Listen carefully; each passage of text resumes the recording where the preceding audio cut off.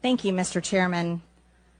Mr. Fauci, you were quoted on CBS Face the Nation saying it's easy to criticize, but they're really criticizing science because I represent science. Do you represent science, Mr. Fauci? I am a scientist who uses the scientific method to gain information. Yes, you said you represent science. Do you represent science, Mr. Fauci? Yes Again, or no? Yes or no? No, that's not a yes or no answer. Yes, it's a yes or no. I don't think it is. Okay, well, we'll take that as a you don't know what you represent. Oh, But this, as director of the NIH, you did sign off on these so-called scientific experiments.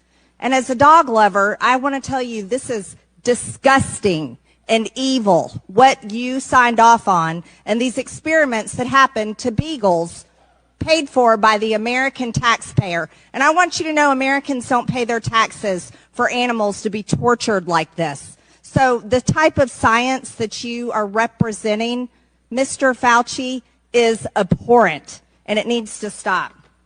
Mr. Fauci, you also represent the type of science where you confess that you made up the COVID rules, including I didn't hear what you 6 said. feet social distancing and masking of children. I never said I made anything up. You admitted that you made it up. You made I it didn't up say as you went. I made it up. So are you saying this is fake news, Mr. Fauci? I didn't say I made anything up.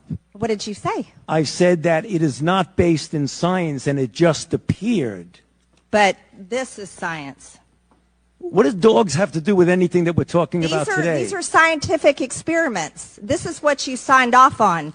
But you also told the American people they had to distance by 6 feet. They had to wear masks. But let's also talk a little bit further about the type of science that you represent.